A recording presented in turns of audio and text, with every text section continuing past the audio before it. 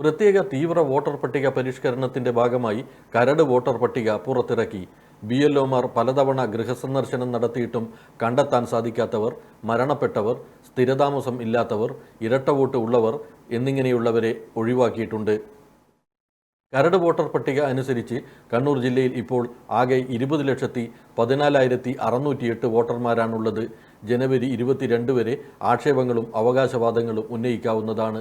ഫെബ്രുവരി 21-നാണ് അന്തിമ വോട്ടർ പട്ടിക പ്രസിദ്ധീകരിക്കുകയെന്ന് collector Arun K Vijayan കലക്ടറേറ്റിൽ വിളിച്ചു ചേർത്ത വാർത്താ സമ്മേളനത്തിൽ പറഞ്ഞു.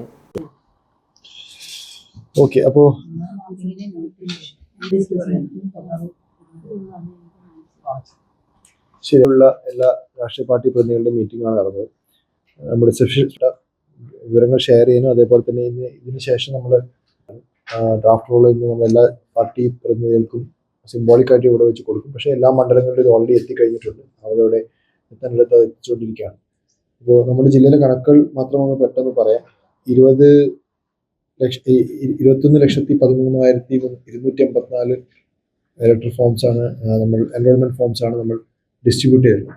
അതിൽ 20,14,608 ഫോമുകൾ നമുക്ക് തിരിച്ച് വാങ്ങിച്ച് കളക്ട് ചെയ്യാനുള്ളൊരു അവസരം ഉണ്ടായിട്ടുണ്ട്.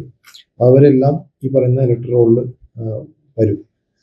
ഇതിൽ നിന്ന് ഒഴിവായിട്ടുള്ള ഒരു കൂട്ടരാണ് ASD ലിസ്റ്റിലുള്ളത്. അതായത് ആബ്സെന്റ്, ഷിഫ്റ്റ്, ഡെത്ത് എന്ന രീതിയിൽ നമുക്ക് ഫോം തിരിച്ചു വാങ്ങിക്കാൻ പറ്റാത്ത അല്ലെങ്കിൽ ഇവരെ മരിച്ചുപോയി അങ്ങനെയുള്ള ഇൻഫർമേഷൻ നമുക്ക് കിട്ടിയ 75,769 പേരാണ് നമ്മുടെ ജില്ലയിലുള്ളത്.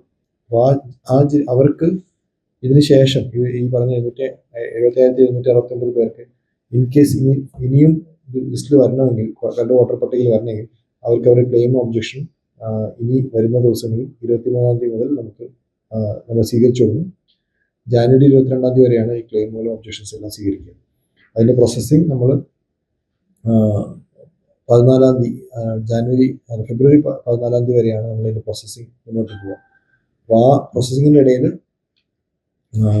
ഇതിൽ ഉൾപ്പെട്ടവരുടെ എല്ലാവർക്കും നോട്ടീസുകൾ പോകും. അത് ERO തലത്തിൽ തന്നെ, ഡെപ്യൂട്ടി കളക്ടർമാരാണ് EROമാർ, അവരുടെ തലത്തിൽ നോട്ടീസുകൾ പോകും. അവർ തക്കതായിട്ടുള്ള രീതിയിലുള്ള അറേഞ്ച്മെന്റ് ഉണ്ടാക്കിയിട്ട് ചിലപ്പോൾ വില്ലേജ് ഓഫീസുകളിൽ അല്ലെങ്കിൽ താലൂക്ക് കേന്ദ്രങ്ങളിൽ വെച്ചിട്ട് അതിൻ്റെ ഹിയറിംഗ് നടക്കും. ഒരു ദിവസത്തിൽ ഒരു 250 പേരെ വിളിക്കാനാണ് മാക്സിമം വിളിക്കാനാണ് നമ്മൾ ഉദ്ദേശിച്ചിട്ടുള്ളത്. അതുകൊണ്ട് തന്നെ ഒരു സമയബന്ധിതമായിട്ട് നമുക്ക് ചെയ്തു തീർക്കാൻ പറ്റുമെന്നാണ് പ്രതീക്ഷിക്കുന്നത്. Assistant collector Eftada Mufasir, election deputy collector KK Bini, LA deputy collector AK Aneesh, LA deputy collector AK Aneesh, RR deputy collector PG Minimol എന്നിവരും വാർത്താ സമ്മേളനത്തിൽ പങ്കെടുത്തു. Aster MIMS Hospital, we'll treat you well. Chala East, Kannur.